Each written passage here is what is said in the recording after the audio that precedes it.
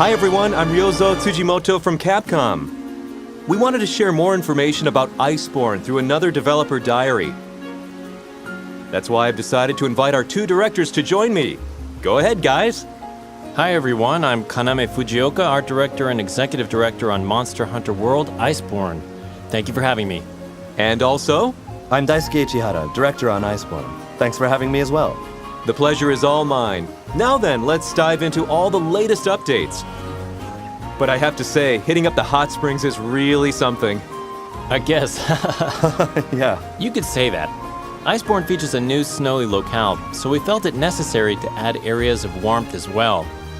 Which is why we wanted to add hot springs into the game itself, and why we're in one right now.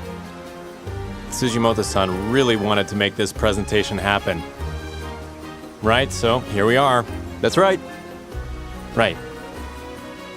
We'll be showing more game footage during our presentation, which will help you understand why we're all relaxing in a hot spring right now.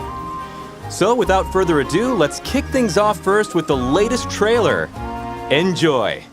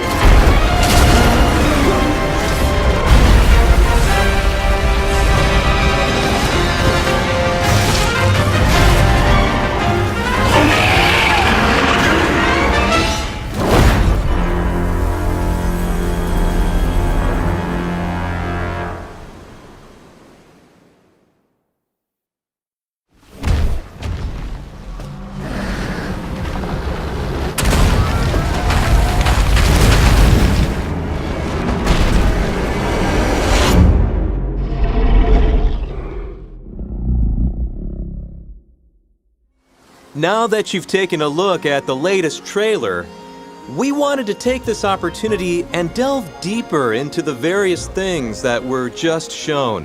And who better to talk about these features than these two right here?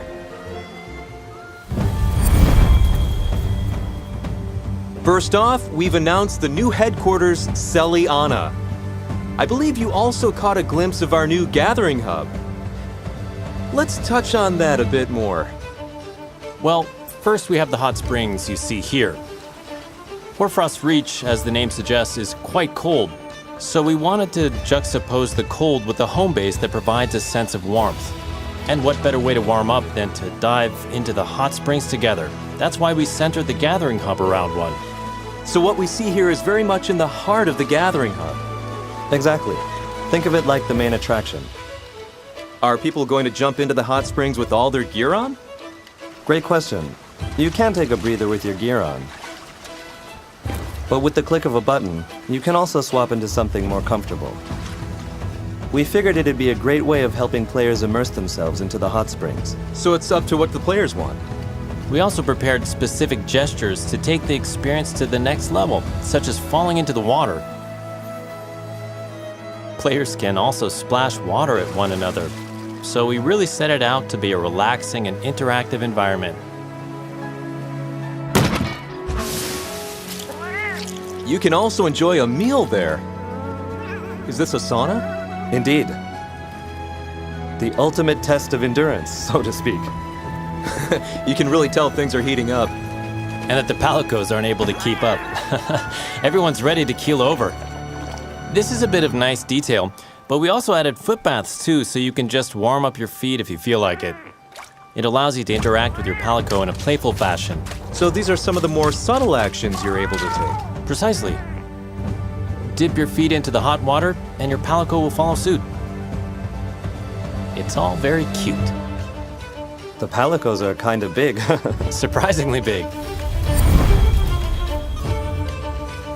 We put some additional work into the gathering hub.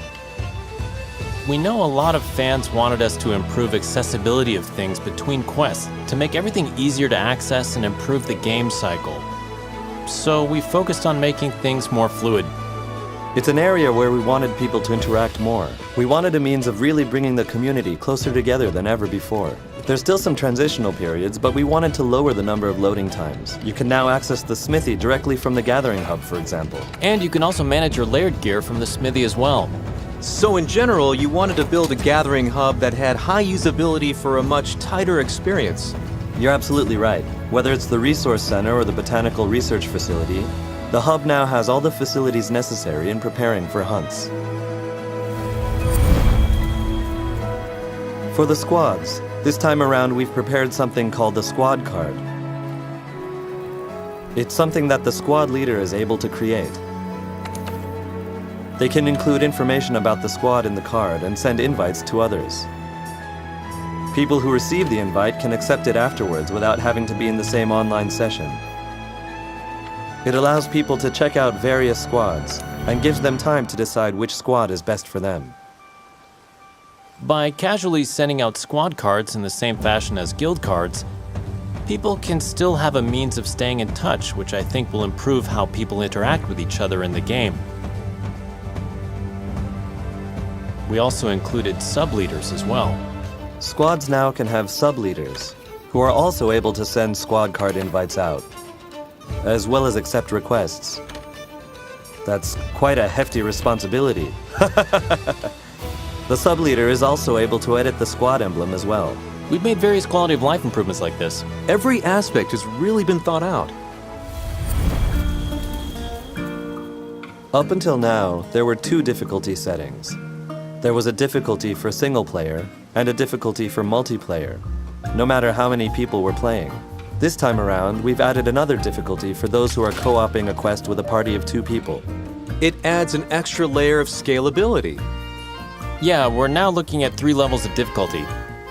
For example, I'm sure some people have encountered a party member dropping out for whatever reason, or you were playing with a friend who suddenly got disconnected and it went down to just you. Now the difficulty will scale back down. I see, so it scales based on the situation. Yes, the difficulty setting is now flexible and will adapt to the given situation for a more optimal experience. So the multiplayer experience should be smoother than ever before. By adding a 2-player difficulty setting, we're expecting more people to feel comfortable playing co-op. With more 2-player co-op and higher frequency of seeing palicos in battle, can we assume they've also been improved? They've undergone changes as well. Players will see new palico gadgets. Yes, you can now summon a Shieldspire Stooge. It's a decoy that pops out. They help to draw attention away from the player. With those looks, it's not surprising. Then there's the Meowcano, a jar-like cannon that shoots firebombs everywhere. There's also the Vigor Wasp. It now has an added ability to revive players immediately back into battle if they faint.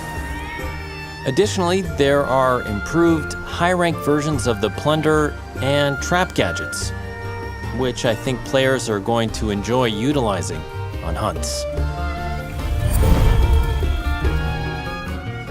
When Iceborne launches, there will be Monster Hunter World players who have Iceborne and those who don't. But don't worry, we've implemented a system that allows both player groups to play with one another. So I wanted to go into a little bit more detail about that aspect. People who haven't bought Iceborne won't be able to join Iceborne quests. However, Iceborne players can still join up in low to high rank quests set up by Monster Hunter World players. For example, let's say I purchased Iceborne and Ichihara-san still only has Monster Hunter World. I can still help him out in his quests? Yep, that's correct. For those who purchase Iceborne but haven't completed Monster Hunter World, will they be able to use Iceborne game mechanics in the base game? They can. Those elements are not tied to the Iceborne section of the game and can be enjoyed immediately. We're also offering a Master Edition to newcomers to Monster Hunter World, allowing you to enjoy all the new Iceborne mechanics from the start. That's right, even during low rank quests. We're hoping players get to experience the game the way they see fit. Let's continue to go into greater detail about Celiana and dive into the changes made in your room. You're now free to change up the furniture and wallpaper in your room in Celiana to give that extra feel of customization and personalization. You unfortunately can't change up the placement of the furniture, but you're able to swap out the type, as well as customize the color, design, and material of the furniture so that you can design a room to your tastes. We're eager to see what kind of rooms the players will come up with.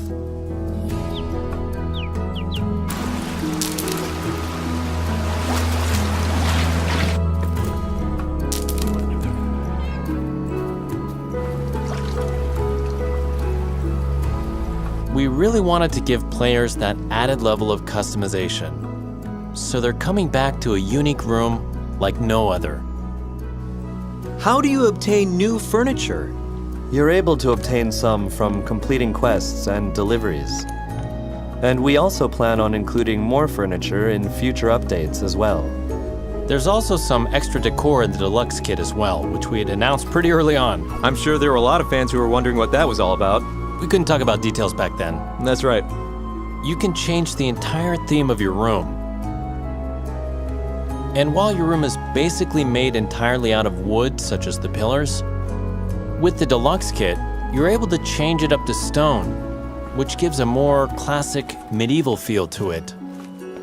When you step out of your room, you can see the outside of it also changes as well. With so much personalization, it makes you want to invite people over to check it out. Totally agree. That feature unfortunately won't be available until post-launch, but we already have plans to implement a feature to allow other people to check out your room. So please stay tuned.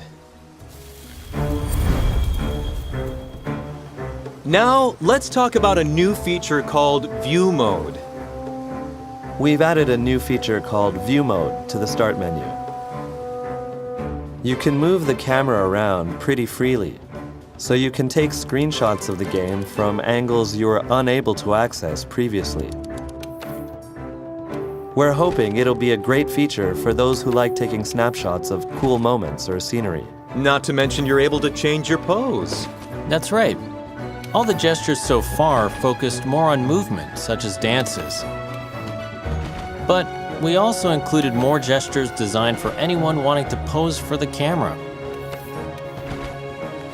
We figured people can have fun posing with their friends and coming up with some creative group shots. Your palico can also pose for the camera and have the same gesture as the player. So people can really have very elaborate shots with each other. How do people actually take screenshots? The screenshots themselves would be taken through the hardware's system functions. We figured it'd be a good way to lean on the hardware. So we're looking forward to seeing people utilize it and come up with a lot of memorable shots.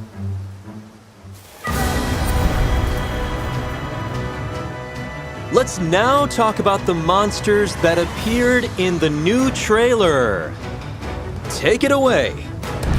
We have the Fulgur Anjanath. In Monster Hunter, they're subspecies of the normal species that you start encountering at higher ranks. They add a variation to the monsters you're used to fighting, which adds an extra level of gameplay and challenge.